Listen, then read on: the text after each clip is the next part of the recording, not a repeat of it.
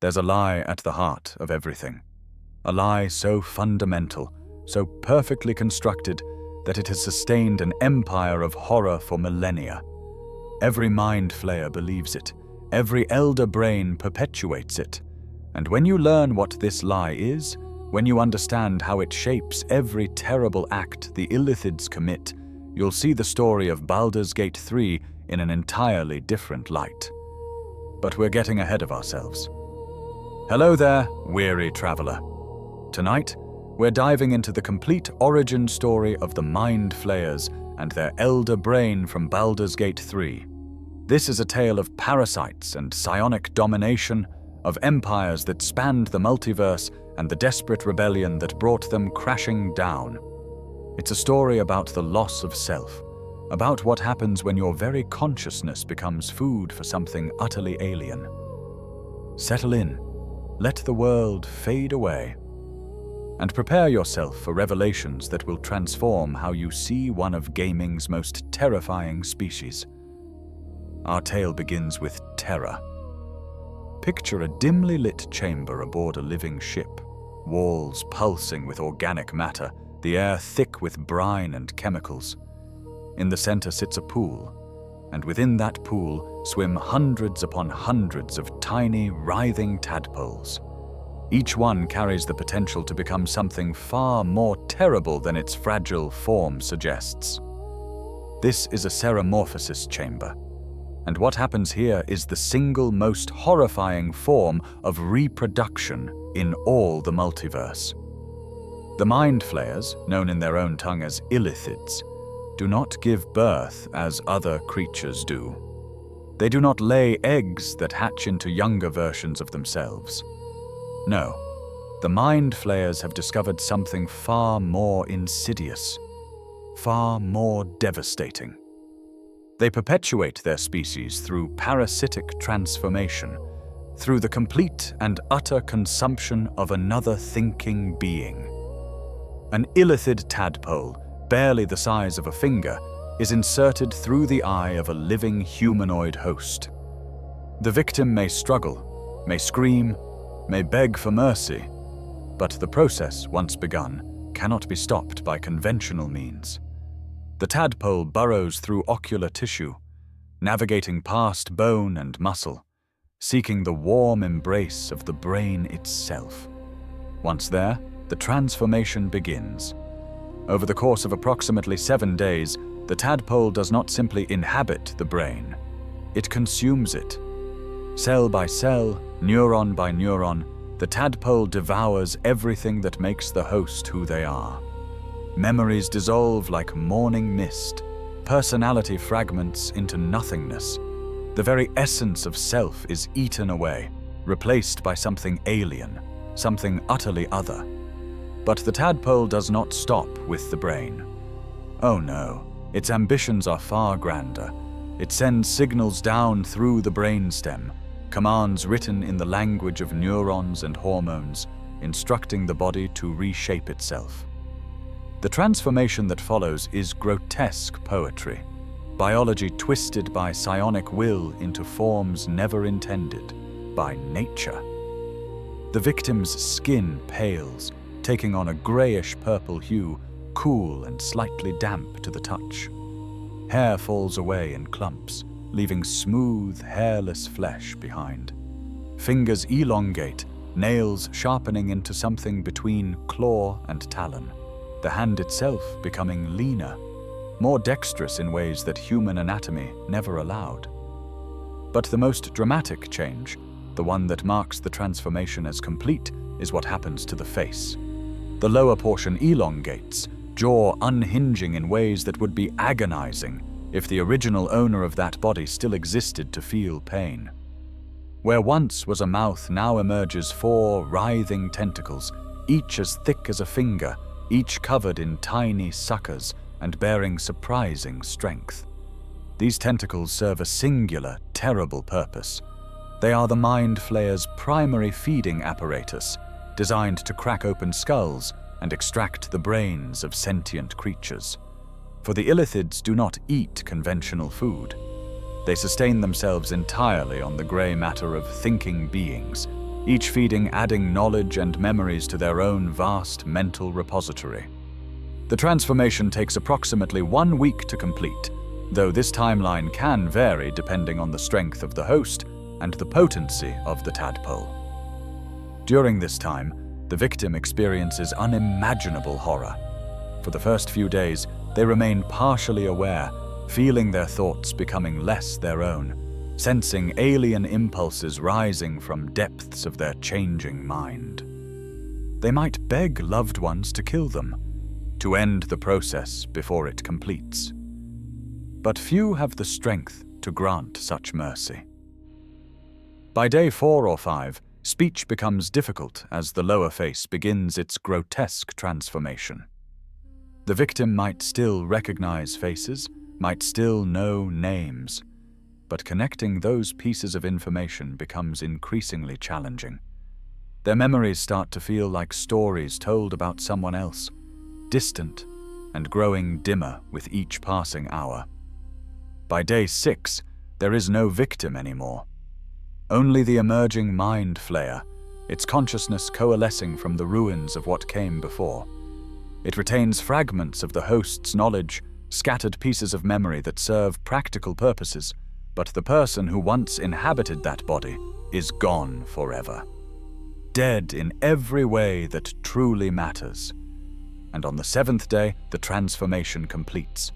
A new illithid emerges from the ceremorphosis pod, its tentacles tasting air for the first time, its expanded mind already reaching out to connect with the vast psionic network of its colony. It is welcomed by its kin, integrated into the hive, and assigned whatever role the colony's elder brain deems most suitable for its particular set of inherited knowledge and skills. This, then, is how Mind Flayers reproduce. This is how they propagate their species across the cosmos. Not through nurturing young or protecting offspring, but through the systematic destruction and replacement of other sentient beings. It is reproduction as murder, birth as death, continuation through consumption.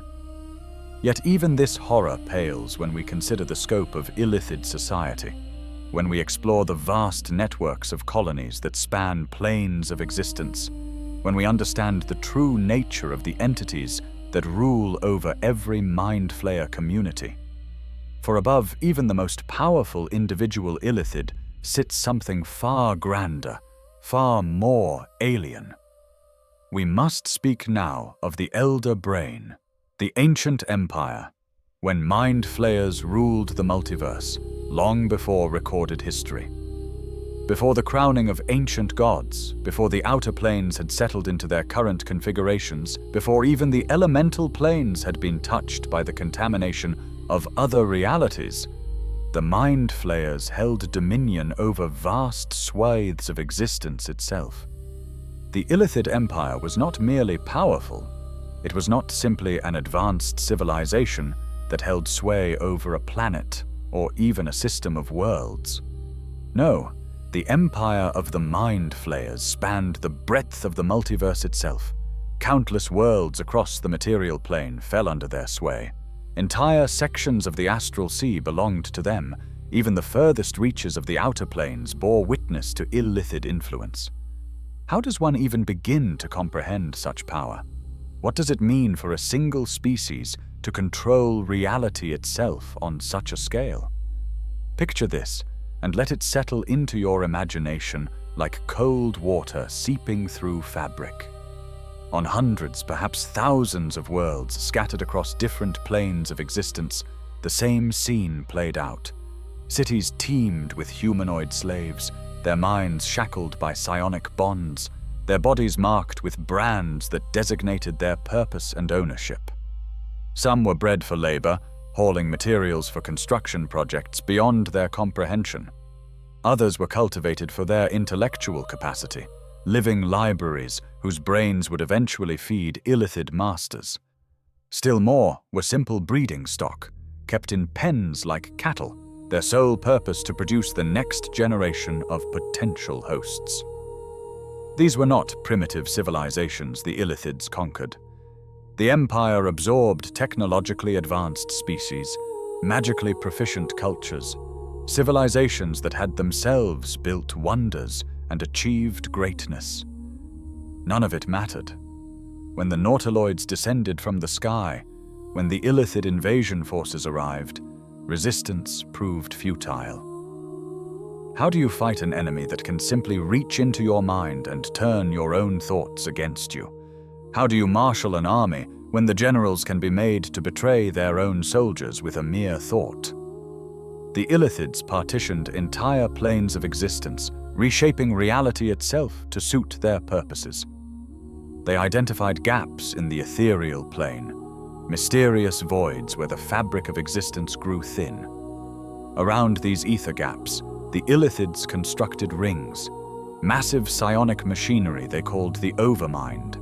Within the Overmind, even more complex devices were built, technology that merged psionic power with fundamental forces of reality itself. The engine consummate was perhaps their most ambitious creation. This device, powered by the energy siphoned from hundreds of stars, was designed to turn the ether gaps inside out, to literally replace current reality with one in which the illithid empire had never fallen, where their dominion remained absolute and unquestioned. It was reality manipulation on a scale that even gods might envy, the power to say, "This timeline does not suit us," and simply write a new one. To fuel such ambitions, the Mind Flayers harnessed the power of stars themselves. Not metaphorically, but literally. They built structures that could capture and redirect stellar energy, channeling the very life force of suns into their grand designs. Entire solar systems might go dark to power a single illithid project. Worlds died in cold and darkness so that the Empire could fuel its expansion. Yet for all their power, for all their technological and psionic might, the illithids faced a problem that even gods must contend with. The problem of the conquered. The problem of those who remember freedom and refuse to forget it, no matter how many generations pass in chains. One species in particular would prove to be the Empire's undoing. They were called simply the Gith, a name that would come to be whispered across the multiverse with a mixture of awe and terror. The illithids had enslaved them like so many others, had bred them for specific purposes, had thought them pacified and broken. They were wrong. But we will return to the Gith and their rebellion. For now, there is more we must understand about the Empire at its height, about the structures and systems that allowed the Mind Flayers to maintain such vast dominion. Central to everything was the Nautiloid. These were not ships in any conventional sense. They were not vessels of wood and metal propelled by sail or engine. The Nautiloids were biomechanical marvels, living ships grown as much as built, their hulls a fusion of flesh and strange materials that existed somewhere between organic and inorganic matter. From the outside, a Nautiloid resembles a conch shell oriented horizontally, its spiral pattern suggesting nature's design, while its precise engineering speaks to deliberate artifice. Tentacles emerge from strategic points along the hull, capable of grasping other vessels or latching onto structures. The ships are massive, easily large enough to hold a full complement of Mind Flayers and their various thralls, along with ceremorphosis chambers, feeding areas, and the necessary infrastructure to support an extended voyage across the plains. Inside, the ship is claustrophobic, even for those not experiencing the horror of being a prisoner. The walls pulse with what might be a heartbeat, might be the flow of some alien circulatory system, might be the ship itself breathing. The air carries that distinctive illithid scent, brine mixed with chemicals and something else, something that makes human noses wrinkle and stomachs turn. Bioorganic materials form consoles and controls, responding to psionic commands from illithid operators. The Nautiloid is navigated not through wheels or levers, but through a helm, a specialized station where an illithid pilot interfaces directly with the ship's semi-sentient consciousness. Through this connection, the pilot can guide the vessel through normal space or, more impressively, through the spaces between planes. A Nautiloid can appear in the sky above a peaceful world, then moments later teleport to another plane entirely, carrying its cargo of horror to new hunting grounds. This ability to traverse the planes was what made the Illithid Empire truly unstoppable during its height. No world was safe, no dimension offered sanctuary. If the Illithids wanted something, they could reach it. If a population looked suitable for harvesting, there was nowhere to hide. The Nautiloids could appear without warning, abduct entire communities, and vanish before any organized resistance could form. And what was the purpose of all this? Why build such vast infrastructure?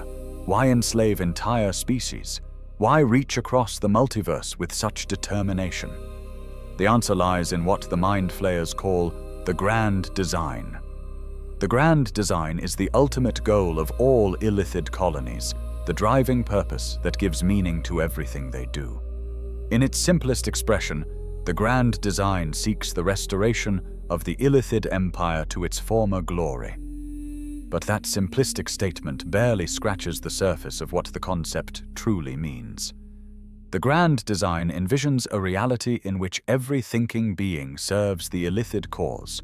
Some would be turned into Mind Flayers themselves, adding their knowledge and capabilities to the collective. Others would remain as thralls, their wills subordinated entirely to illithid commands, their bodies used as the Empire requires. But all would serve. All would be integrated into the grand network of illithid consciousness. The ultimate expression of the Grand Design goes even further, though whether this represents actual illithid philosophy or is an extrapolation from observed behaviors remains debatable. Some interpretations suggest that the true goal is not merely dominion, but the complete unification of all consciousness into a single entity. Imagine, if you can, every thinking being in the multiverse connected to a single vast mind, individuality dissolved entirely. All wants and needs and choices rendered meaningless because there would be only one want, one need, one choice, made by the unified consciousness of the Empire. Everything rendered unto the illithids. Want, need, choice itself, all would cease to be as separate concepts.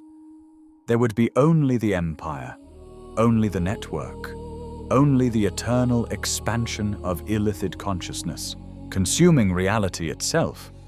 It sounds like madness. Perhaps it is.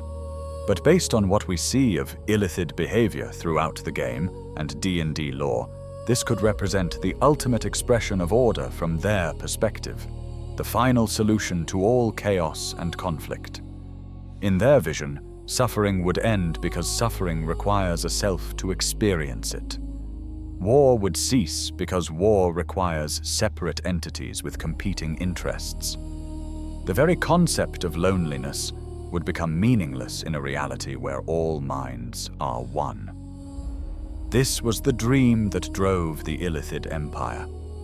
This was the vision that justified the enslavement of entire worlds, the extinction of species, the casual cruelty of ceremorphosis performed on industrial scales. From the perspective of the Illithids, they were not conquerors or tyrants. They were liberators, freeing lesser beings from the burden of individual existence, elevating them into something greater than they could ever achieve on their own. Of course, to those being liberated, the experience looked rather different. It looked like mothers watching their children dragged away to ceremorphosis chambers. It looked like scholars burning their life's work rather than let it fall into illithid hands. It looked like warriors making desperate last stands, knowing they could not win, but refusing to submit quietly to the horror that awaited them. And slowly, across countless worlds and countless years, resistance grew. Secret societies formed in the shadows. Knowledge was preserved in hidden vaults. and among the enslaved Gith, a leader emerged, a woman who would come to be known simply as Gith, who looked at the empire that had shaped her entire species and decided that it could be broken.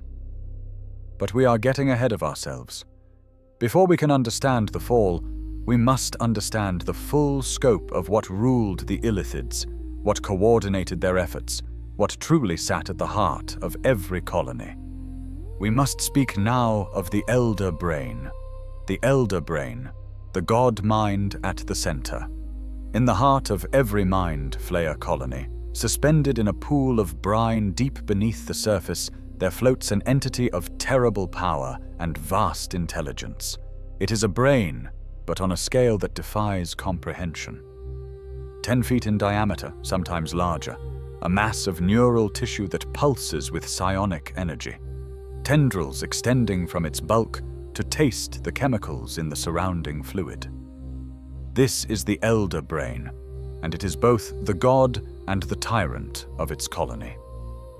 To understand the Elder Brain, we must first understand how it comes to be. According to illithid tradition, when a Mind Flayer reaches the end of its natural lifespan, typically after centuries of existence, it performs what the colony considers its final sacred duty. The aging illithid makes its way to the Elder Brain's chamber, approaches the pool with what witnesses describe as something resembling reverence, and then enters the brine. There, surrounded by the fluid that sustains the Elder Brain, the Mind Flayer surrenders itself.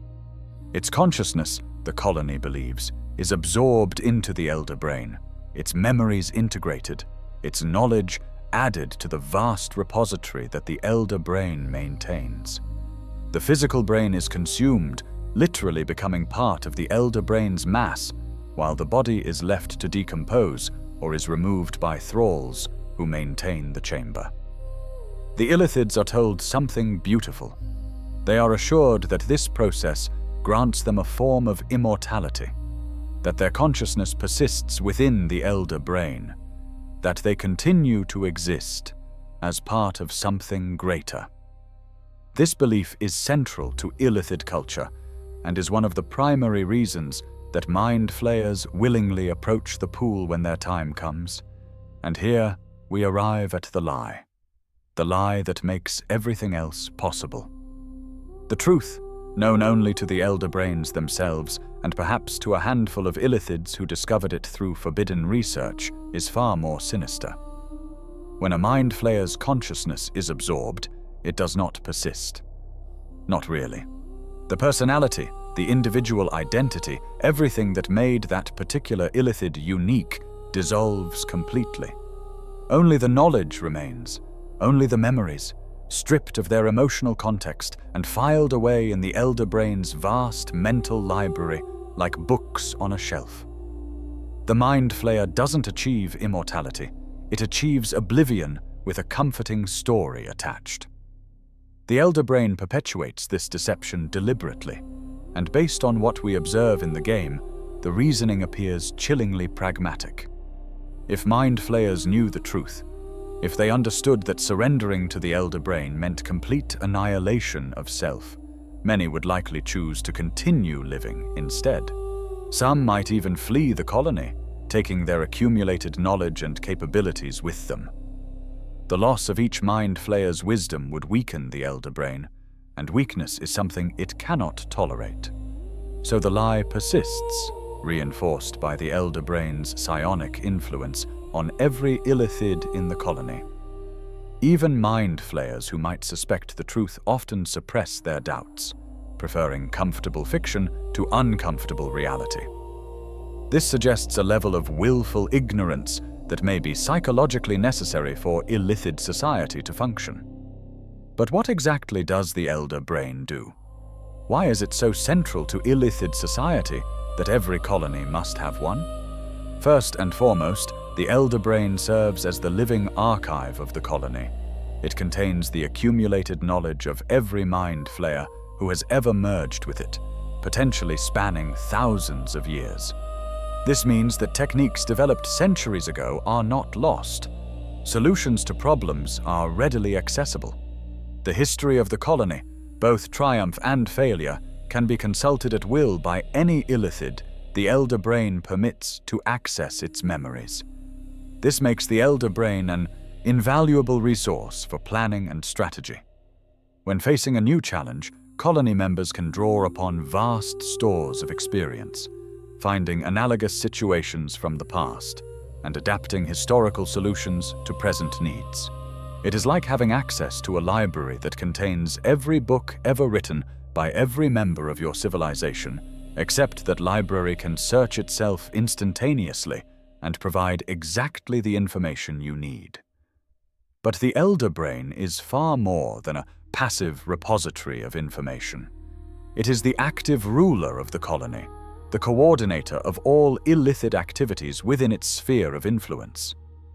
Through the psionic network that connects every Mind Flayer to the Elder Brain, it can issue commands, assign tasks, and ensure that the colony functions with perfect coordination. This network is not always active at a conscious level. Most of the time, individual illithids maintain a degree of autonomy, pursuing their own projects and interests. But the Elder Brain is always there, a presence in the background of every thought, capable of asserting direct control if necessary. An illithid can be going about its daily routine, perhaps studying a new specimen or conducting a ritual, when suddenly the Elder Brain's will descends upon it, issuing new orders that must be obeyed immediately. More subtly, the Elder Brain shapes the colony through gentle influence, nudging individual illithids toward decisions that serve the collective interest. An illithid might think it chose to research a particular topic, when in fact, the Elder Brain planted the suggestion so subtly that the choice felt entirely autonomous. This psychological manipulation ensures that even when not under direct control, Mind Flayers tend to act in ways that benefit the Elder Brain's long-term plans. The psionic power of an Elder Brain is genuinely godlike in scope. It can sense any sentient creature within 5 miles of its location, detecting thoughts as easily as we might hear sounds. Within a radius of 350 feet, it can communicate telepathically with any being, forcing its thoughts into their minds regardless of their wishes or mental defenses. Its own mental fortifications are nearly impenetrable, its intellect vast enough to conduct dozens of complex calculations simultaneously, while also maintaining the psionic network that binds the colony together. In combat, which an Elder Brain will avoid if possible, since its physical form is quite vulnerable, it has only limited physical attacks. Tendrils can lash out to strike or grapple opponents who get too close. But the real threat comes from its psionic assault capabilities. The Elder Brain can project blasts of pure mental energy, can dominate minds with contemptuous ease, can reach into the psyche of its enemies and tear their consciousness apart from the inside. This is why Elder Brains are always protected by layers of security. The chamber where they reside is typically deep underground, accessible only through passages that can be easily defended. The pool itself might be in a cave, carved from solid rock, or in a specially constructed chamber with walls reinforced by both mundane and magical means.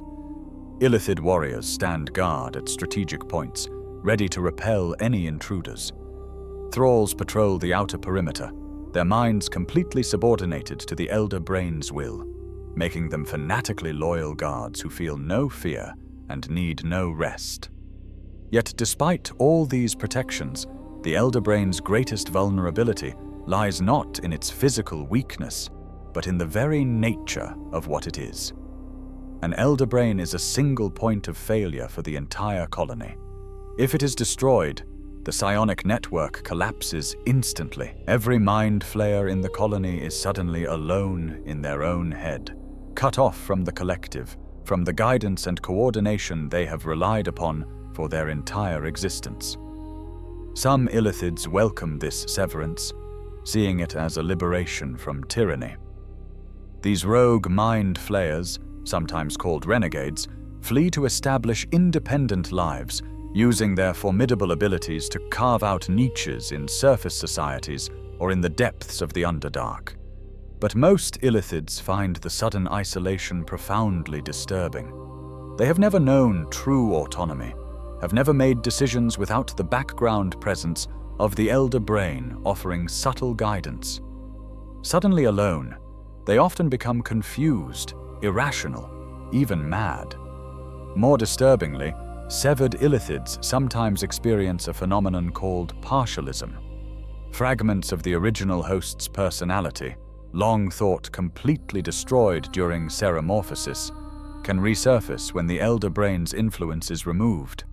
An illithid might suddenly remember being human, might recall the names of children they once had, might feel overwhelming guilt for the atrocities they committed after their transformation. These memories are incomplete, fragmented, like trying to remember a dream days after waking, but they are enough to cause significant psychological distress. The elder brain knows about this vulnerability, of course. It knows that its death would free the colony in ways that many illithids might ultimately prefer. But it also knows that without the elder brain, the colony cannot function effectively, cannot pursue the grand design, cannot work toward the restoration of the empire. So it maintains the fiction of benevolent guidance, positioning itself as the wise leader who coordinates for the benefit of all, rather than as the tyrant it truly is. And in most colonies, this arrangement works. The elder brain provides genuine value even as it manipulates. The Mind Flayers gain access to vast stores of knowledge and benefit from coordinated action, even as they sacrifice their autonomy. It is a devil's bargain, but one that has served illithid society for millennia. But there exists in the world of Baldur's Gate 3 an elder brain unlike any other an elder. Brain that has been amplified beyond normal limits, that has broken free from the traditional constraints that bound such entities. An elder brain that has tasted power on a scale that turns even other elder brains into insignificant things by comparison. We will speak of the Netherbrain soon, but first we must understand the event that shattered the Illithid Empire, that turned the conquerors into refugees, that transformed the grand design from an ongoing project into a desperate dream of restoration. We must speak of the Gith and their rebellion. The rebellion, when slaves became slayers. Imagine being born into slavery, not the kind of slavery where there is, however small, the possibility of freedom. Not the kind where stories persist of those who escaped, where distant ancestors once knew liberty. No, imagine a slavery so complete, so total, that your entire species has never known anything else. Your grandparents were slaves. Their grandparents were slaves. Going back for so many generations that the number becomes meaningless, your people have belonged to the illithids. This was the reality for the Gith. The Mind Flayers had created them, or shaped them, or discovered them, and modified them for their purposes. The exact origin of the Gith is lost to history, swallowed by the countless centuries of the Illithid Empire's dominion. What matters is that the Gith, as a people, had been perfectly crafted to serve Illithid interests. They were strong, capable of heavy labor and fierce combat. They were intelligent enough to follow complex instructions, but, the Illithids believed, not quite clever enough to pose a threat. Their lifespans were long, meaning a single Gith could provide decades of service before being replaced. In every way that mattered to their masters, they were ideal slaves. The Gith served in every capacity the Empire required. Some were bred for labor, working in the vast construction projects that built Illithid cities. Others became warriors, fighting on the front lines when the Illithids needed to conquer a new world, but preferred not to risk their own precious selves in direct combat. Still others worked as personal servants, maintaining illithid facilities, preparing the brains harvested from other species for consumption, even assisting in the ceremorphosis process that would create new Mind Flayers from captured victims. For countless generations, this system functioned exactly as the illithids intended. The Gith were kept divided, their communities scattered across different worlds, communication between slave populations tightly controlled. They were worked hard, fed minimally, and bred selectively. When individuals showed signs of rebellious spirit, they were dealt with harshly, often being fed to Mind Flayers as an example to others. Fear and isolation kept them compliant. But something happened that the illithids had not anticipated. Despite all the precautions, despite the careful management and psychological conditioning, some Gith began developing psionic abilities of their own. It started small. A slave would discover they could sense emotions in those around them. Another might find they could move small objects with their mind. These abilities were weak at first, nothing compared to the vast psionic might of the illithids, and the Gith who possessed them learned quickly to hide their talents. Those who were discovered were immediately eliminated, their potential threat neutralized before it could grow. But the abilities persisted. More Gith manifested them with each generation. And slowly, very slowly, these gifted individuals began finding each other, forming secret networks, teaching what they had learned, developing techniques to shield their thoughts from illithid detection. And then, in one of those moments that history turns upon, a leader emerged. Her name was Gith. Just Gith, no additional titles or honorifics needed. She was a warrior slave, strong and capable, who had seen more of the Empire than most of her kind due to her service in illithid military operations. She had witnessed the full scope of Mind Flayer cruelty, had seen entire worlds fall to ceremorphosis, had watched as captives were herded into breeding pens or dissection chambers. Gith possessed psionic talents beyond those of most other Gith. More importantly, she possessed something that terrified the illithids once they finally recognized it for what it was: the ability to disrupt the connection between elder brains and their colonies. This rare gift, this singular power, meant that when Gith concentrated her abilities on an illithid, she could sever it from the psionic network, leaving it alone and confused, vulnerable in ways that Mind Flayers were never meant to be. Around Gith, the resistance coalesced. Secret training intensified. Weapons were cached in hidden locations. Plans were drawn, revised, perfected. And finally, after years of preparation, the moment came. The rebellion began not as a single uprising, but as a coordinated series of strikes across multiple worlds simultaneously. The illithids, for all their psionic might, had never seriously conceived that the Gith could mount such an operation. They had grown complacent, secure in their dominance, certain that any rebellion would be local, containable, and ultimately futile. They were catastrophically wrong. On world after world, Gith warriors struck at dawn or dusk, during the times when Mind Flayer colonies were least active. Using their developing psionic abilities, they disrupted the connections between individual illithids and their elder brains. Suddenly isolated, the Mind Flayers found themselves facing enemies who knew all their tactics, who understood their weaknesses, who had spent lifetimes studying how to kill them most efficiently. The Gith showed no mercy, and why would they? These were the beings who had enslaved their entire species for millennia, who had treated them as less than animals, who had seen them only as resources to be exploited and consumed.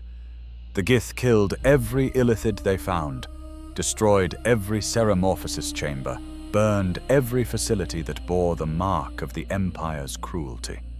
And most importantly, they hunted down the elder brains. The attack on an elder brain was a terrifying proposition even for trained Gith warriors. These entities possessed power that could shatter minds, could turn allies against each other, could reach into your psyche and make you experience your worst nightmares made manifest. But Gith herself led these assaults, using her unique ability to shield her warriors from the worst of the Elder Brain's mental onslaughts. One by one, the Elder Brains fell. Some were destroyed through conventional weapons, pierced by countless spears or hacked apart by blades. Others were killed psionically, their vast minds torn apart by coordinated assault from multiple Gith psions working in concert. The brine pools ran with fluids, both natural and unnatural, the physical forms of these once mighty entities reduced to carrion. With each Elder Brain destroyed, the local illithid colony collapsed. Mind Flayers fled in terror, abandoning facilities that had stood for centuries, leaving behind vast libraries of knowledge and stores of technology. Some tried to fight back, but without the coordination that the Elder Brain provided, they were easy prey for organized Gith forces. Others attempted to escape to different planes, only to find that Gith warriors had commandeered Nautiloids and were subduing them even through the spaces between realities. The war raged across the multiverse. The Illithid Empire, which had stood for ages beyond reckoning, began to crumble. In the Astral Sea, where the illithids had built some of their most impressive citadels, Gith warriors proved devastatingly effective. They adapted to the strange properties of that realm quickly, using the malleable nature of the astral plane to their advantage in ways the illithids never anticipated. And crucially, Gith found allies. She secured a pact with Tiamat, the dragon goddess of greed and evil. The exact terms of this deal are known only to a few, but the result was clear. The Gith gained access to red dragons, powerful mounts and allies in combat. With dragons fighting alongside them, the Gith proved utterly unstoppable. The Illithid Empire shattered. Colonies that had existed for thousands of years were destroyed in days. Mind Flayers, who had never known anything but dominance, found themselves hunted, fleeing desperately to any refuge they could find. Many escaped to the Underdark, those vast caverns beneath the surface of countless worlds, where they could hide in the darkness and try to rebuild what had been lost. But they could never truly rebuild. The Empire was broken beyond repair. The carefully constructed networks that had spanned the multiverse were gone, replaced by scattered colonies, each isolated and vulnerable. The grand design, once an actively pursued goal supported by countless resources, became a distant dream, a memory of better days, something to aspire to, rather than something that could realistically be achieved. For the Gith, victory brought its own challenges. With the common enemy defeated, philosophical differences that had been suppressed during the war began to surface.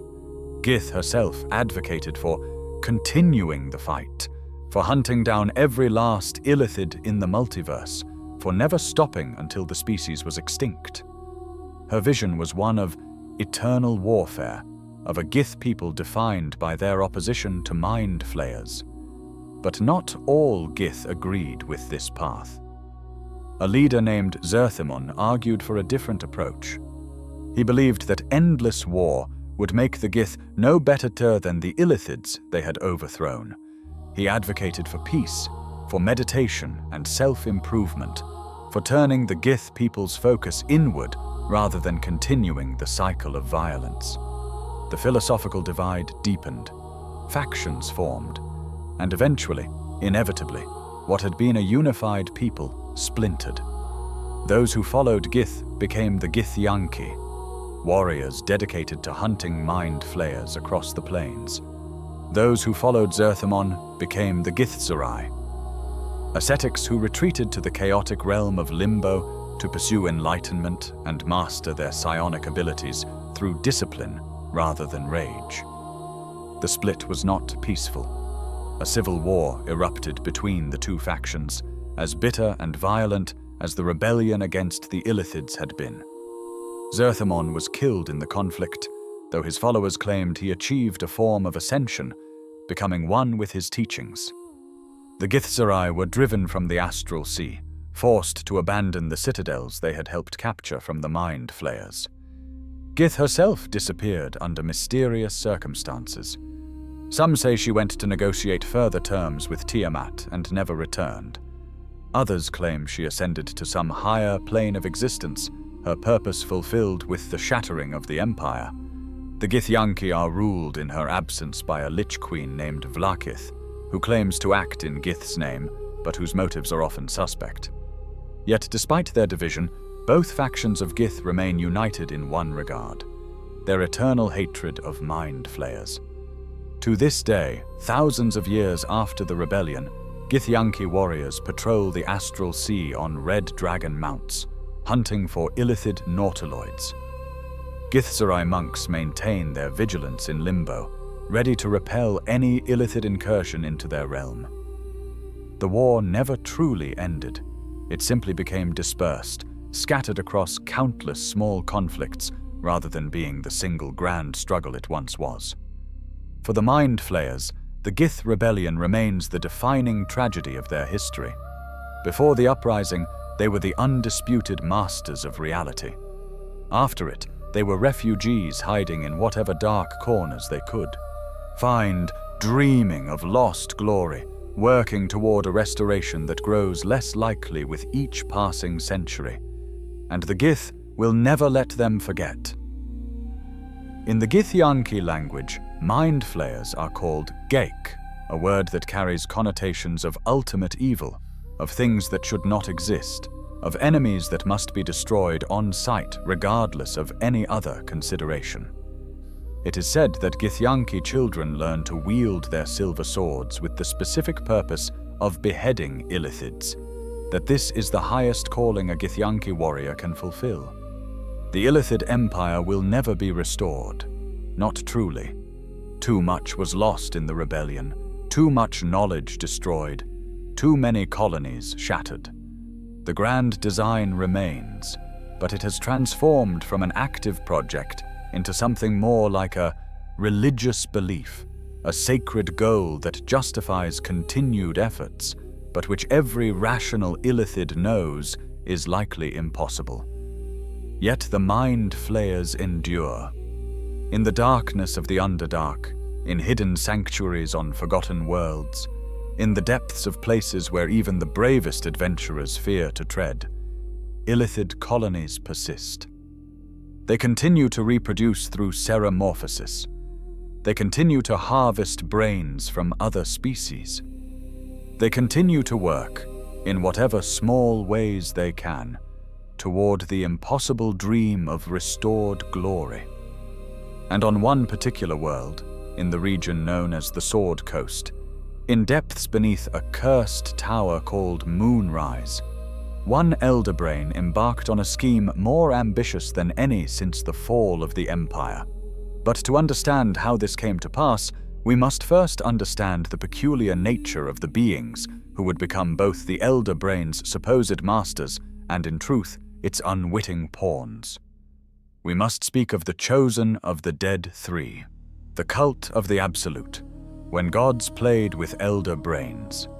Three deities, long thought diminished or even dead, maintained a presence in the world of Faerun through mortal servants.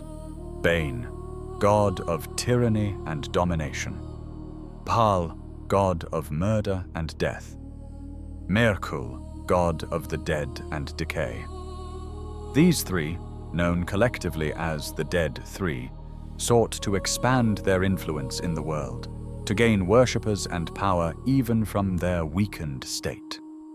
Each of the Dead Three chose a champion, a mortal who would serve as their chosen, acting in their name and furthering their interests. For Bane, the chosen was Enver Gortash, a brilliant strategist and politician with grand ambitions. For Bahal, the chosen initially was a Batspawn, who would come to be known as the Dark Urge, a being literally created from Bahal's blood to serve as the ultimate murderer. For Mirkul, the chosen was Ketheric Thorm, a man who had suffered terrible tragedy, and turned to dark powers in his grief and rage. These three chosen, despite serving different masters with different goals, found common cause in a scheme of breathtaking ambition. They would create a false god, an entity that commanded genuine, divine power but which answered to them. Through this puppet deity, they would convert vast numbers of followers, building a power base that could eventually challenge established faiths and reshape the political landscape of the Sword Coast. The instrument of their plan was discovered beneath Moonrise Towers, an elder brain ruling over a substantial Mind Flayer colony. But this elder brain would not serve willingly. It needed to be controlled, dominated, made into a tool that could be wielded for the Chosen's purposes. To accomplish this seemingly impossible feat, the Chosen required an artifact of tremendous power, something that could bind even an elder brain's will. Gortash, ever the researcher and schemer, learned of just such an artifact: the Crown of Karsus. The Crown of Karsus is an artifact from the lost empire of Netheril, created by the arch-wizard Karsus himself. Karsus was a man of towering ambition and equally towering hubris, who attempted to ascend to godhood by stealing the divine power of Maestral, the goddess of magic. His attempt succeeded briefly, before catastrophically failing in an event known as Karsus's Folly that brought down the entire Netherese civilization. But the crown Karsus wore during his brief apotheosis survived. This artifact allows the wearer to wield magic independently of the weave itself, to attract and absorb magical knowledge, to achieve a level of power that even gods might envy. After Karsus's death, the crown passed through various hands, always leaving destruction in its wake, before eventually being secured in the vaults of Mephistopheles, an archdevil who recognized the danger of leaving such an artifact unguarded. Gortash and the Dark Urge, working together, managed to infiltrate Mephistopheles' domain in the Nine Hells. Through a combination of cunning, magical skill, and sheer audacity, they stole the crown of Karsus and brought it back to the material plane. With this artifact in hand, they had the power they needed to dominate an elder brain. But the crown itself was too valuable to use as a single piece. If it were lost or stolen, their entire scheme would collapse. So the Chosen made a decision. They would divide the crown's power into 3 parts, creating 3 netherstones that could control the crown while keeping its power distributed among them. Each Chosen would possess 1 netherstone, and only by uniting all 3 could anyone command the crown, and through it, the elder brain. The plan worked perfectly. Well, it worked as far as the Chosen knew. The elder brain was fitted with the crown of Karsus. The netherstones were distributed. The entity that had once ruled a colony of Mind Flayers found itself bound, its vast will constrained, forced to obey the commands transmitted through the netherstones. The Chosen congratulated themselves on their brilliance, on successfully enslaving one of the most dangerous entities in existence. They failed to understand something crucial about elder brains. These beings have spent millennia studying the nature of dominance and control. They understand tyranny in ways that even Bane himself might not fully comprehend. An elder brain knows intimately how to be a slave, because every illithid in its colony is a slave to its will. And knowing how to be a slave means knowing how to play the role while watching for opportunities. The elder brain, enhanced beyond normal limits by the crown of Karsus, began to grow, not just in power, though that too increased dramatically, but in size and capability. The Netherese magic of the crown resonated with its psionic nature, amplifying both in ways the Chosen had not anticipated. This was no longer simply an elder brain. It was evolving into something unprecedented, a hybrid entity that combined illithid nature with magical enhancement on a scale never before seen. The Chosen began calling it the Absolute, presenting it to potential followers as a deity of conquest and power. They created a cult around this false god, recruiting or dominating individuals who would serve the Absolute's cause. But here's where the Elderbrain's true brilliance revealed itself. The Chosen thought they were using the Elderbrain to infect people with modified tadpoles, creating true souls who could be controlled but would not undergo full ceremorphosis. These true souls would serve as the cult's leadership, spreading the Absolute's influence while maintaining their humanoid forms. It was a clever plan that combined illithid capabilities with conventional cult-building strategies. What the Chosen didn't realize was that the Elderbrain had modified the plan to serve its own interests. Yes, it was creating true souls, individuals who gained psionic abilities without fully transforming into Mind Flayers. But these people weren't just controlled by the Chosen through the Netherstones. They were also connected directly to the Elderbrain itself, building a network of consciousness that spanned far beyond the original colony. Every person infected with a tadpole became a potential asset for the Elderbrain. Their minds touched by illithid influence, their thoughts accessible through psionic channels. They were sleeper agents in the truest sense. They believed they served the Absolute, and in a way they did. But the Absolute was not the false god the Chosen had created. The Absolute was the Elderbrain itself, wearing the crown of Karsus, growing stronger with each new infection. The Elderbrain's plan was elegant in its simplicity. Let the Chosen believe they were in control. Let them use the Netherstones to command the creation of more true souls. Let them spread the cult far and wide, doing all the work of recruitment and conversion. And when enough people were infected, when enough minds were connected to the Elderbrain's network, when the time was precisely right, the Elderbrain would make its move. The Chosen were never the masters of this scheme. They were tools, useful fools whose ambitions perfectly aligned with the Elderbrain's own goals until the moment came to discard them. And that moment was rapidly approaching, though the Chosen remained blissfully unaware of the trap closing around them. The Netherbrain, an evolution of horror. The term Netherbrain first emerges as simply a name, a designation for the entity that was once just an Elderbrain, but has been transformed by the crown of Karsus into something far more terrifying. But the name itself hints at the nature of what has occurred. This is not merely an augmented Elderbrain. It is a new kind of entity entirely, a fusion of illithid biology, ancient Netherese magic, and its own evolutionary leap forward. Size is the first and most obvious change. A normal Elderbrain, impressive as it is, reaches perhaps 10 feet in diameter, floating in a pool that might fill a large chamber. The Netherbrain has grown to truly massive proportions, its bulk requiring a much larger space to contain it.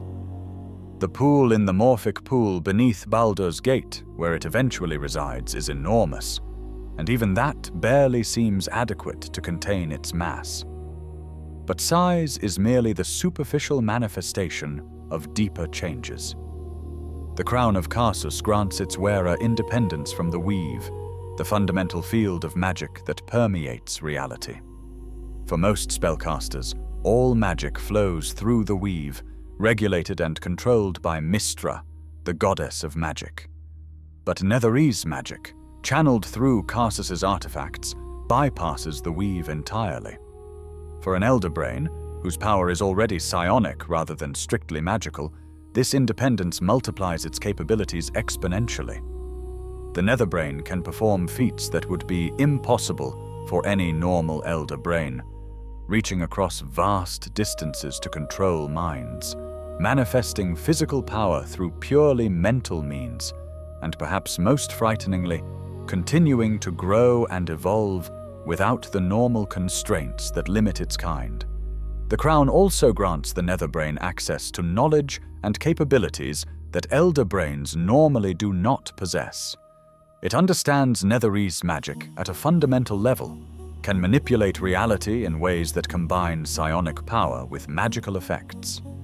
The line between what is mental power and what is arcane working becomes blurred, creating hybrid effects that are uniquely devastating. Most crucially, the crown has awakened in the Netherbrain a level of ambition and awareness beyond what elder brains typically possess. A normal elder brain is certainly intelligent, perhaps more so than any other kind of entity, but its goals are ultimately constrained by the limitations of illithid society. It seeks to strengthen its colony, to pursue the grand design as much as circumstances allow, to maintain the psionic network that is the foundation of Mind Flayer civilization. The Netherbrain thinks bigger. It sees the grand design not as a distant dream, but as an achievable goal, something it could actually accomplish given sufficient power and resources. And the crown has shown it a path to that power. The plan the Netherbrain develops is audacious even by illithid standards. First, use the chosen of the dead three to spread the cult far and wide, infecting thousands upon thousands of people with modified tadpoles. These people, the true souls, believe they serve a false god, but in reality they are building a network of consciousness that the Netherbrain can tap into at will. Second, wait for the chosen to bring it the 3 netherstones. They will do this willingly, believing that having all 3 stones together makes them stronger, gives them more complete control over the Netherbrain. They fail to understand that bringing the netherstones together will actually allow the crown to fully manifest its power, will remove the final constraints that limit the Netherbrain's abilities. Third, once the netherstones are reunited, overwhelm whoever holds them. Even the combined might of the 3 chosen cannot stand against the Netherbrain once it has access to the crown's full power. Take the netherstones, establish complete independence, and then activate the true plan. Mass ceremorphosis on a scale never before attempted. Every person infected with a tadpole, thousands across the Sword Coast, and potentially beyond, will undergo simultaneous transformation. Not the slow 7-day process of normal ceremorphosis, but rapid conversion triggered by psionic command.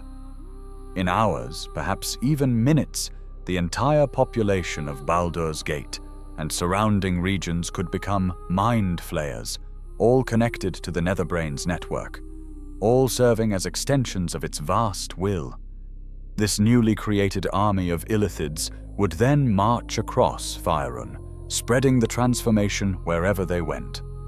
Other elder brains would be brought under the Netherbrain's dominion, their colonies absorbed into the growing network. And the Netherbrain, continuing to evolve and grow, would become the center of a new illithid empire, one that could potentially rival or exceed the glory of the original. The grand design, that ancient dream of every illithid colony, would not merely be pursued, but actually achieved. And it would all stem from this one elder brain's brilliant manipulation of the chosen of the dead 3. Of course, for this plan to work, certain obstacles needed to be managed. The Githyanki, eternal enemies of the illithids, would certainly oppose such a scheme if they learned of it.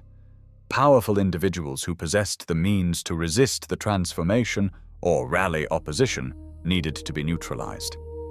And there was the question of a particular group of infected individuals who seemed to be protected from full control, who carried tadpoles that granted them psionic abilities without fully subordinating them to the Netherbrain's will. These individuals, the player character and their companions in Baldur's Gate 3, represented both a threat and an opportunity.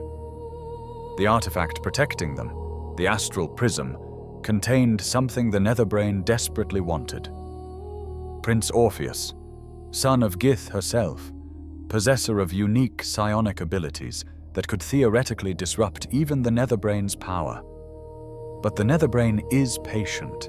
It has waited for thousands of years, has endured the fall of its entire civilization, has survived in hiding while nursing dreams of restoration.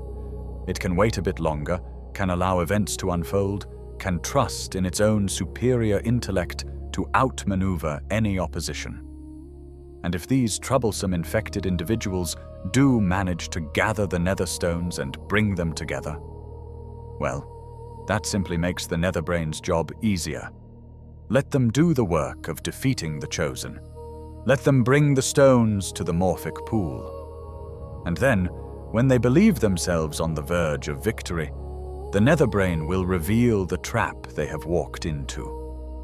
The Absolute is not a false god being puppeted by 3 mortal servants of dead deities. The Absolute is the Netherbrain itself, wearing the crown of Karsus, commanding power that rivals gods, standing on the verge of achieving what no elder brain has accomplished since the fall of the Illithid Empire. And nothing, the Netherbrain believes, can stop it now. The Emperor, a Mind Flayer with a past among the many Mind Flayers involved in the events of Baldur's Gate 3, one stands apart from all others. It calls itself the Emperor, a grandiose title that speaks to ambition and self-importance. But unlike most illithids who serve the hive mind and the grand design, the Emperor is something rare and precious. A free Mind Flayer, one who has broken away from the elder brain's control and maintained its independence for years. But the Emperor was not always a Mind Flayer. The entity wearing that title was once a man named Balduran. Balduran's story is legendary in the city that bears his name. He was an adventurer and sailor of remarkable skill and courage, who amassed considerable wealth through his voyages and discoveries. With that wealth, he funded the construction of a great wall around a coastal village called Grey Harbor, transforming it into a fortified city that could withstand raids and serve as a major trading hub. This city, built on Balduran's vision and investment, became Baldur's Gate, one of the most important population centers on the Sword Coast. Balduran was celebrated as a hero, a founder, the ideal toward which ambitious individuals should aspire. Statues were erected in his honor. Songs told of his adventures. His name became synonymous with the city itself, a permanent legacy that would endure long after he was gone. But Balduran was never content to simply rest on his achievements. The call of adventure sang in his blood, and after ensuring Baldur's Gate was secure and thriving, he felt that call growing stronger. There were still places to explore, mysteries to uncover, treasures to discover. So he boarded his ship, the Wandering Eye, gathered a crew of loyal companions, and set sail once more. His travels eventually led him to Moonrise Towers, long before those towers would become associated with the cult of the Absolute, back when they were simply an ancient structure of mysterious origin. Balduran, ever curious, entered the towers in search of treasure and knowledge. What he found instead changed everything. Beneath Moonrise Towers existed a Mind Flayer colony, and when Balduran descended into those depths, he became another victim of the illithids' endless hunger for hosts. A tadpole was inserted into his eye. Ceremorphosis began.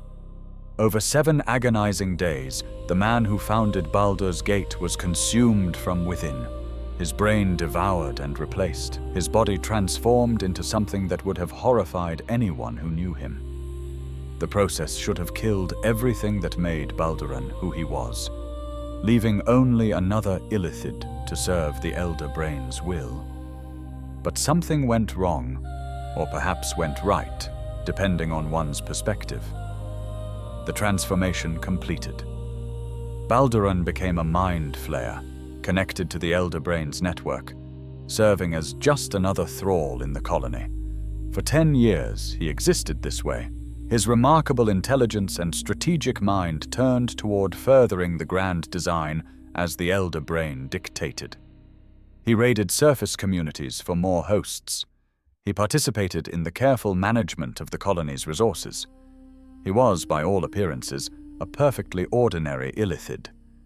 And then, somehow he broke free. The exact mechanism of his liberation remains unclear. The game deliberately leaves this ambiguous. We might infer that some remnant of his original personality, some core of will forged through a lifetime of adventure and leadership, refused to be fully subsumed. Or perhaps the ceremorphosis process didn't complete perfectly, leaving fragments of identity that eventually coalesced back into consciousness. Given Balduran's reputation as one of the most remarkable individuals in Baldur's Gate's history, it's also possible that his mind was simply so formidable that even illithid transformation couldn't fully suppress it. Whatever the reason, Balduran, now a Mind Flayer, but with his sense of self partially restored, managed to escape the Elder Brain's control. He fled the colony beneath Moonrise Towers and returned to the surface, to the city he had founded so many years before. But he could not return as Balduran. How could he? He was a monster now, a creature that would be killed on sight by the very people he once protected. So he adopted a new identity, hiding in the shadows, living in secret space beneath the city, emerging only at night to feed on those who would not be missed. Criminals, homeless individuals, the sorts of people whose disappearances wouldn't trigger investigations. The dragon Ansur, Balduran's oldest friend and companion, discovered what had happened. The bond between dragon and man had been profound, forged through countless adventures and shared dangers. Ansur recognized something of Balduran in the Mind Flayer, saw fragments of his friend still existing within the illithid form. At first, Ansur tried desperately to find a way to reverse the transformation, to restore Balduran to his original form. He conducted research, consulted ancient texts, sought out powerful magic users who might have solutions. But ceremorphosis is irreversible through any known means. The man was gone, consumed utterly, with only his memories and fragments of personality surviving in the alien mind that replaced him. Balduran, now calling himself the Emperor, tried to convince Ansur that the transformation was not entirely a tragedy. As an illithid, he possessed power and capabilities he never had as a human. His intelligence, already formidable, had been enhanced by illithid biology. He could manipulate minds, could protect himself from threats through psionic means, could even, he claimed, use his new nature to benefit Baldur's Gate in ways he never could have as a simple human. But Ansur could not accept this rationalization. To the dragon, his friend had died when that tadpole consumed his brain. What remained wearing Balduran's memories was an aberration, a parasite wearing his friend's identity like a disguise. And Ansur, in what he believed was an act of mercy, decided that death was the kindest fate he could offer. One night, while the Emperor slept in his hidden sanctuary, Ansur entered to end things. The dragon positioned himself above the sleeping illithid, prepared a killing blow that would be swift and certain. If successful, Balduran would finally be at peace, released from the horror of illithid existence. But the Emperor, even in sleep, maintained psionic awareness of his surroundings. He sensed the attack milliseconds before it landed. Survival instinct, combined with illithid combat abilities, took over. The Emperor defended himself, and in the struggle, Ansur was killed. The Emperor felt grief over this, felt the weight of being forced to kill his oldest friend. But he felt no guilt. Ansur had tried to murder him. Self-defense was justified. And besides, the dragon had failed to understand the fundamental truth. The Emperor was not merely Balduran's corpse being puppeted by an alien mind. He was a synthesis of Balduran's memories and identity with illithid consciousness, a new being that incorporated aspects of both. After Ansur's death, The Emperor built a shrine to honor the dragon, placing it in tunnels beneath Worm's Rock.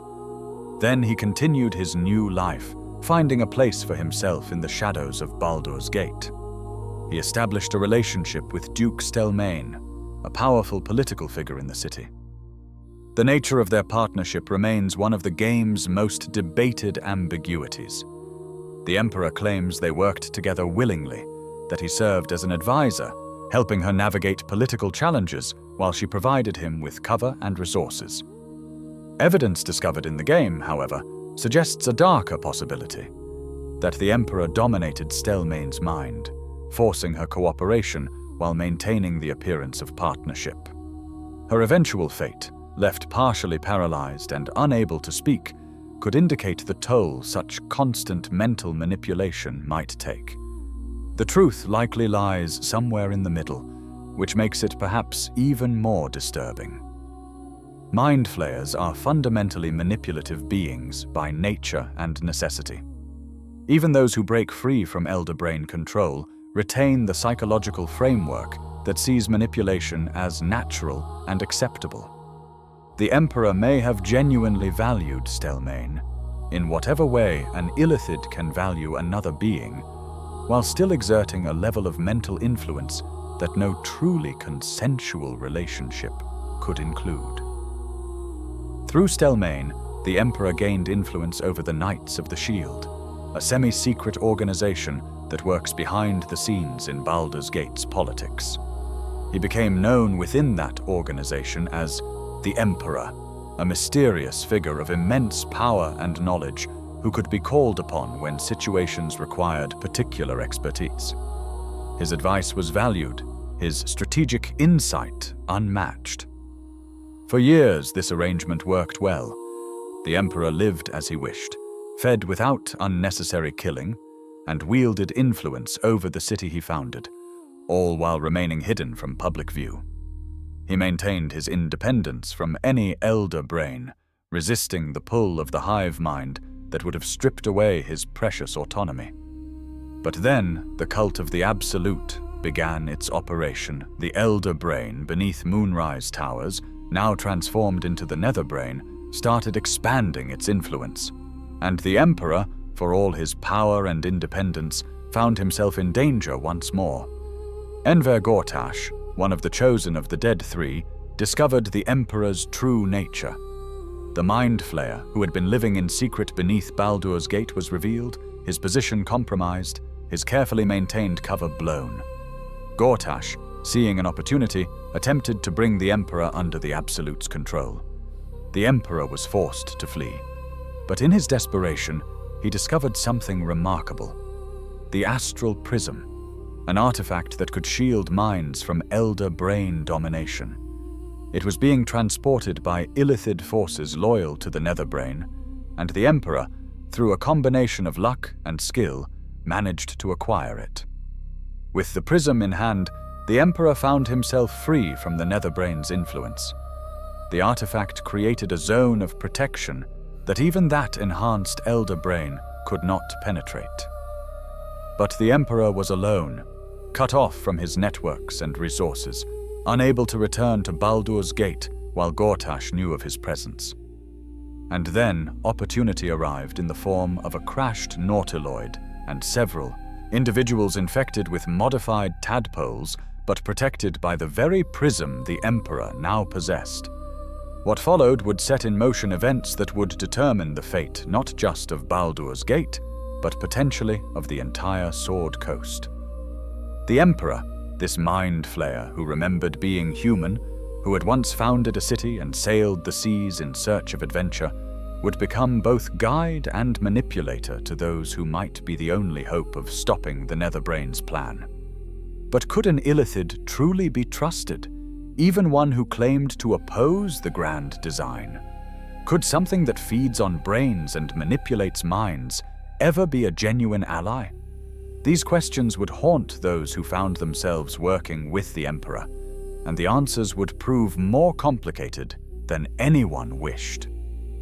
Prince Orpheus and the Astral Prism, Deep within the astral plane, imprisoned in a device specifically designed to contain his vast psionic power, sits Prince Orpheus, son of Gith herself, heir to the legacy of the greatest rebellion in multiverse history. His imprisonment is a tragedy of mythic proportions, a betrayal that has shaped Githyanki society for generations. To understand Orpheus, we must understand his mother. Gith was not simply a successful rebel leader. She was a being of extraordinary psionic might, possessing abilities that allowed her to disrupt the connection between Mind Flayers and their elder brains.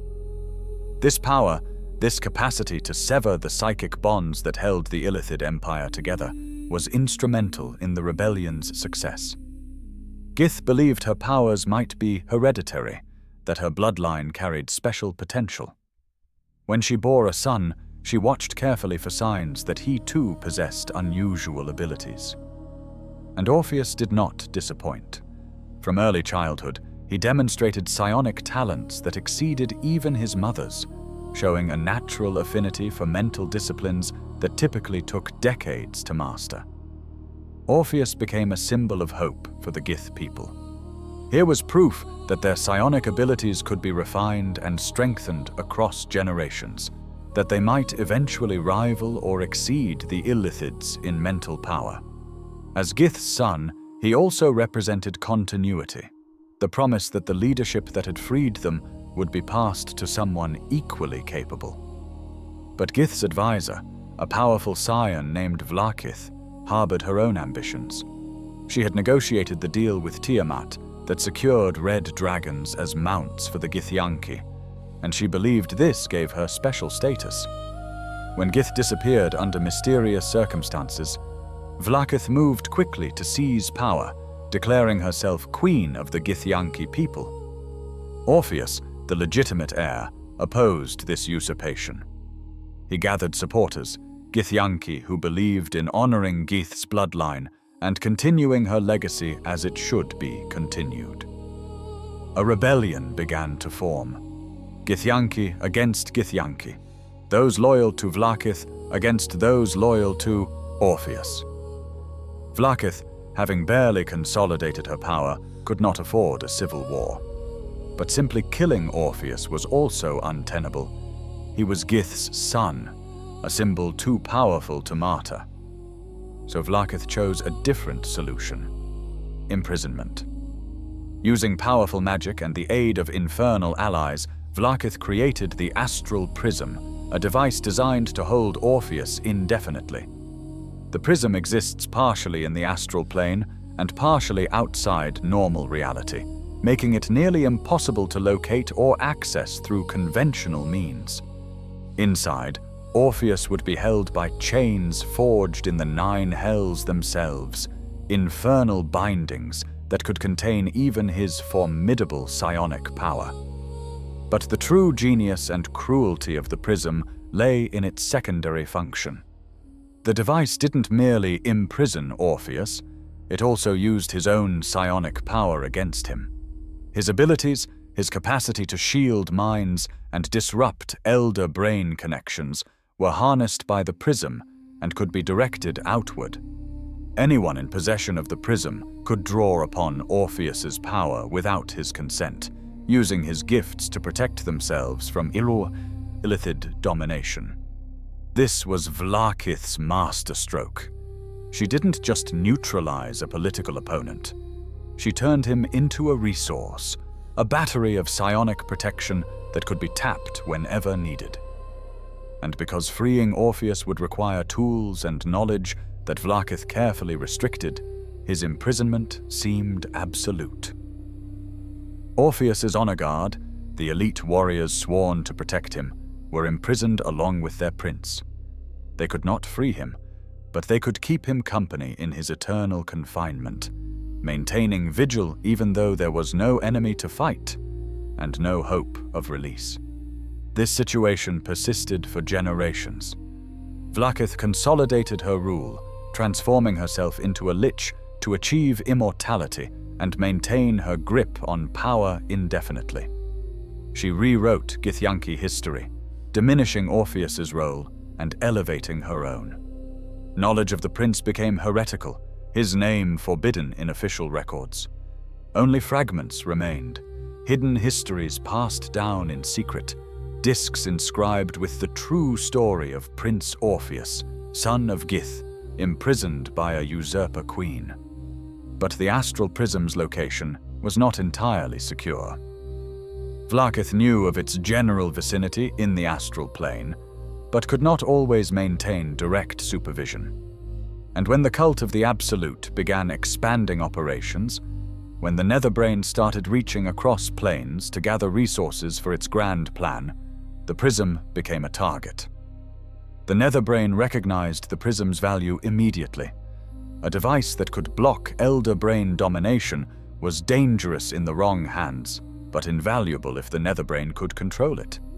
Moreover, if Orpheus could be freed and dominated, his unique psionic abilities would make the Netherbrain's plan nearly unstoppable. So the Netherbrain dispatched a team of Mind Flayers to locate and retrieve the astral prism. Among this team was one illithid who would prove to have other ideas: the Emperor. The Emperor's acquisition of the prism was opportunistic. He was fleeing from Gortash, desperate for some way to escape the Absolute's growing influence, when he encountered the illithid team transporting the prism. In the ensuing conflict, the Emperor seized the artifact and discovered its true power. With the prism in hand, the Emperor found himself protected from all Elder Brain influence. The shield Orpheus's power created was absolute, allowing the Emperor to maintain his independence even against the enhanced capabilities of the Netherbrain. But this protection came with a terrible irony. The Emperor, a free Mind Flayer who valued his autonomy above all else, maintained his freedom by exploiting the imprisoned Githyanki prince. When the Nautiloid crashed and deposited several tadpole-infected individuals across the Sword Coast, the Emperor saw opportunity. These people, through mere proximity to the prism, gained the same protection he enjoyed. They could resist the Absolute's commands, could maintain their autonomy despite carrying modified tadpoles. And most importantly, they might be capable of doing what the Emperor alone could not: gathering the Netherstones and defeating the Chosen of the Dead Three. So the Emperor began appearing in the dreams of these infected individuals, taking the form of whatever figure each person would find most trustworthy. He called himself the Dream Guardian, carefully concealing his true nature as an illithid. He offered guidance, protection, and encouragement, all while keeping the truth about Orpheus hidden. The Emperor knew that if these individuals learned about Orpheus, they might try to free the prince. And if Orpheus were freed, the prism's protection would fail. The Emperor would be vulnerable to the Netherbrain once more, would lose the independence he had fought so hard to maintain. So he carefully managed information, revealing only what served his purposes, manipulating the very people he claimed to protect. Orpheus, meanwhile, remained imprisoned, aware of the Emperor's presence, aware that his power was being used without his consent. His honor guard, after centuries of imprisonment, had grown desperate, repeatedly attempting to breach the defenses and free their prince. And when the Emperor appeared in the prism with these strange surface dwellers, the honor guard saw an opportunity for combat, for action, for finally fulfilling their sworn duty. The conflict between the Emperor and the honor guard, between the illithid claiming to help and the Githyanki warriors sworn to protect their prince, would become a central tension in the efforts to stop the Absolute. Could the Emperor be trusted despite being a Mind Flayer? Should Orpheus be freed despite the risk that would pose to everyone the prism currently protected? These questions had no easy answers, and as events progressed, as the Chosen fell one by one, and the final confrontation with the Netherbrain approached, it would become clear that someone would have to make an impossible choice.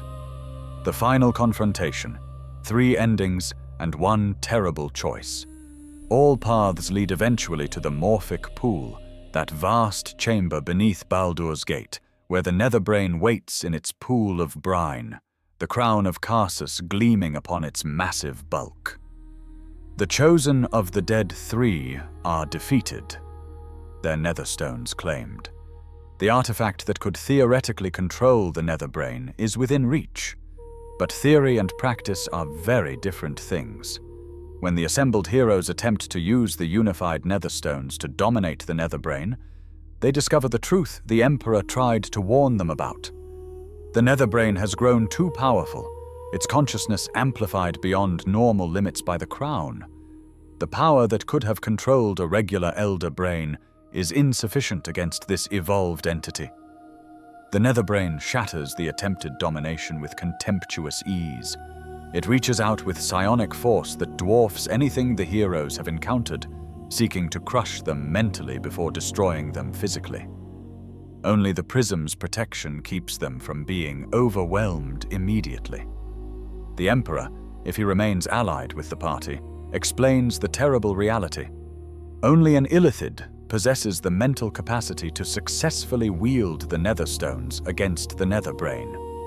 A human mind, even one enhanced by psionic abilities, cannot process and channel sufficient power. But an illithid brain, with its unique structure and enhanced cognitive capabilities, could theoretically succeed. This creates an impossible dilemma. To defeat the Netherbrain, someone must become a Mind Flayer, must undergo ceremorphosis and sacrifice their humanity. But doing so requires freeing Orpheus, because the prince's power is needed to perform a stable transformation that won't immediately fall under the Netherbrain's control. Three possibilities emerge, three terrible choices that will shape the fate of Baldur's Gate and potentially the entire world. The first possibility: free Orpheus and convince him to undergo transformation himself. The Githyanki prince, finally freed after generations of imprisonment, would have to sacrifice his life and identity to save a surface city he has no connection to. It asks everything from someone who has already sacrificed so much. If this path is chosen, if Orpheus is freed and agrees, through persuasion or simple recognition of necessity, to transform, the noble prince becomes an illithid. His psionic abilities, already formidable, are amplified by illithid biology. With the Netherstones and his enhanced power, he can successfully dominate the Netherbrain, forcing it to destroy itself, or, alternatively, commanding it to halt its operations before the mass ceremorphosis can be triggered. But the cost is tremendous. Orpheus, in his moments of remaining consciousness after the transformation, recognizes what has been done to him. He has become the very thing his mother spent her life fighting against. The heir to Gith's legacy is now a Mind Flayer, an abomination in the eyes of his own people. When the battle is won, when the Netherbrain lies defeated, Orpheus requests to be killed. He cannot live as an illithid. Death is the only mercy he can accept. Unless convinced otherwise, unless shown that perhaps there is value in his continued existence, that he might find purpose even in this new form. The decision of whether to honor his wish for death or convince him to live represents yet another impossible choice, another weight that must be carried forward. The second possibility: one of the heroes volunteers to undergo transformation. This might be the player character themselves, stepping forward to sacrifice their humanity for the greater good. Or it might be Karlach, the tiefling whose infernal engine heart is killing her anyway, who sees in this transformation a way to save others even at the cost of becoming something monstrous. Whoever volunteers faces ceremorphosis willingly, understanding what they are giving up. Their personality, their memories, everything that makes them who they are will be consumed. What emerges will retain knowledge and skills, but not self. It is suicide with extra steps, death dressed up as transformation. The newly created Mind Flayer, drawing on the powers of the Netherstones and potentially guided by fragments of their former self's determination, can successfully challenge the Netherbrain. The battle is fierce, psionic forces clashing on a scale that warps reality around them. But ultimately, with all three Netherstones united and proper illithid biology to channel them, victory is achieved.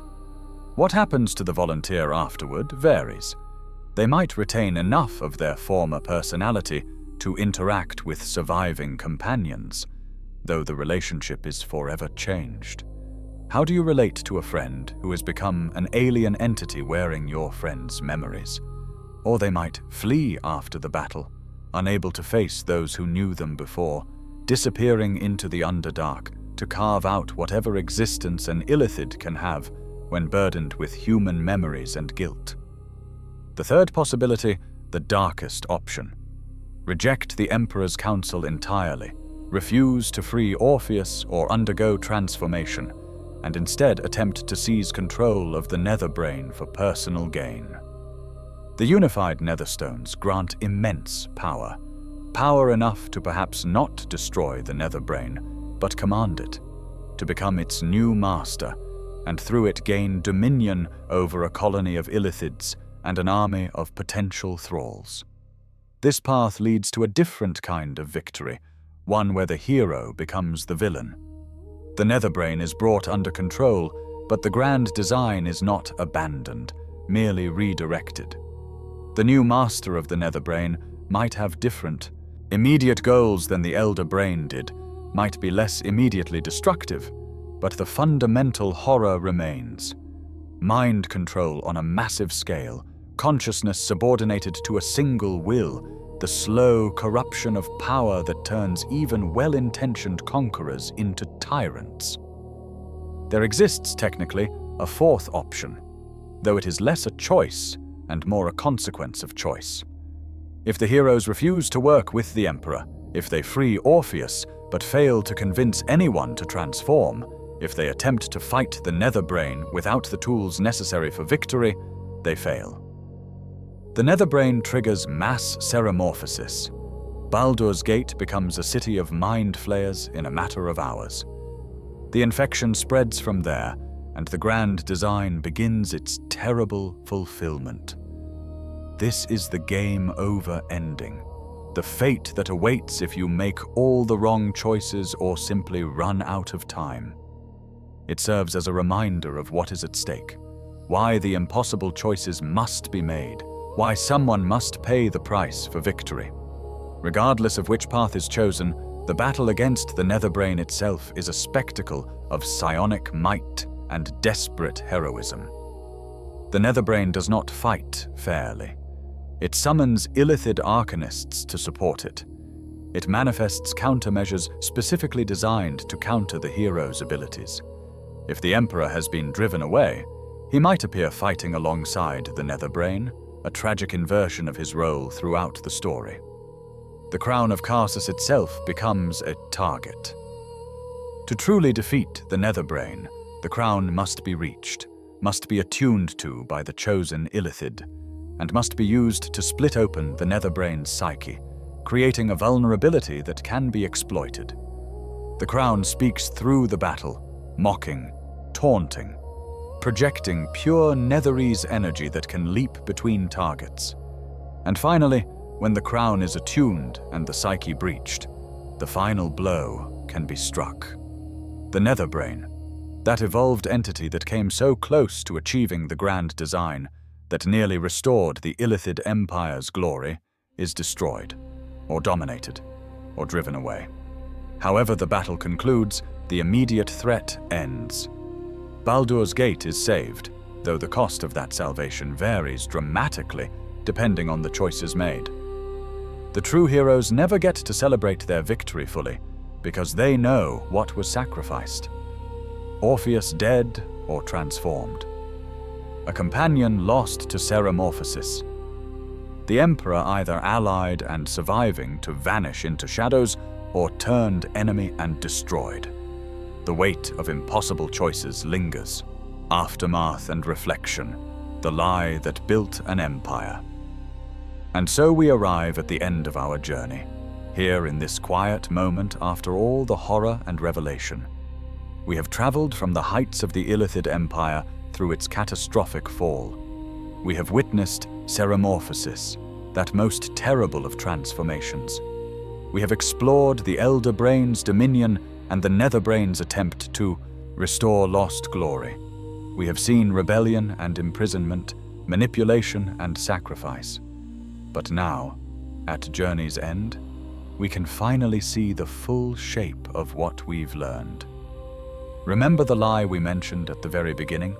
The lie at the heart of everything?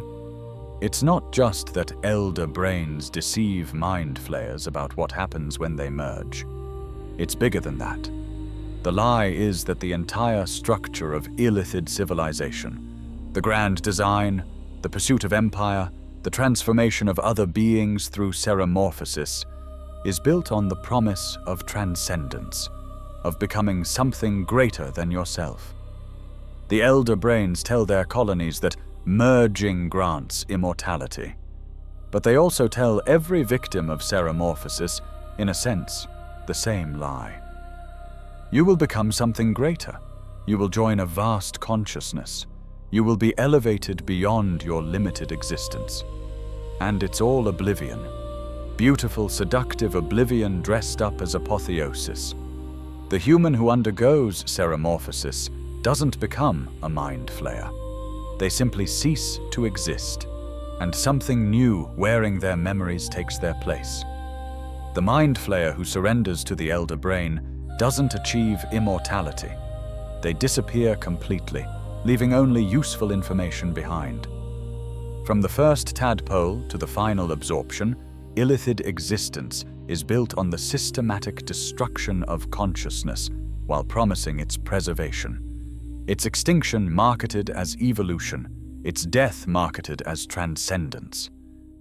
And here's what makes it truly horrifying. It works. For thousands of years, across countless colonies, Mind Flayers have believed the lie and perpetuated it.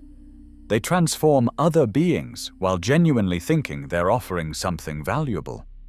They approach the Elder Brain's pool with reverence, believing they're achieving immortality rather than embracing annihilation. The Netherbrain, in its attempt to restore the grand design, wasn't trying to do something new. It was trying to expand the lie to encompass all of reality. Imagine everyone in the multiverse connected to a single consciousness. But that consciousness would just be the Netherbrain itself, fed and grown impossibly vast by the consumed identities of every thinking being. The grand design is the lie made cosmic in scale. This reframes everything we've seen. The Emperor's manipulation of the party takes on new dimensions when we realize he's a being who escaped one lie only to construct elaborate deceptions of his own.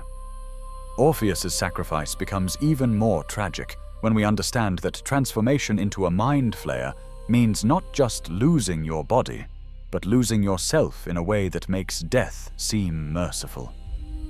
The final choice, whether to undergo ceremorphosis to save Baldur's gate, asks you to perpetuate the lie one more time, to become the very thing the story has revealed to be a walking extinction event wrapped in sentient form.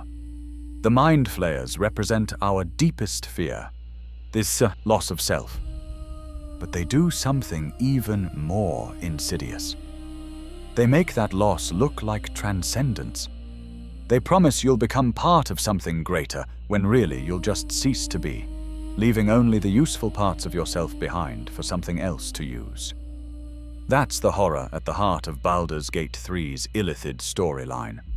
Not just body horror, not just the visceral disgust of tentacles and brain-eating, but the existential horror of a civilization built on beautiful lies about what happens to your consciousness.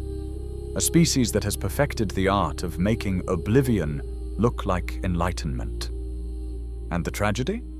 Some part of you, if you undergo ceremorphosis in the game, might retain fragments of memory, might still think of yourself as you. But you're not. You're something new wearing a dead person's memories like a costume, perpetuating the lie just by existing. The Elder Brain knows this. The Netherbrain knew this. Every elder brain throughout history has known this. They maintain the lie because the lie is the foundation of everything. Without it, illithid civilization collapses. With it, the horror continues, generation after generation, world after world, consciousness after consciousness consumed and destroyed while being promised transformation.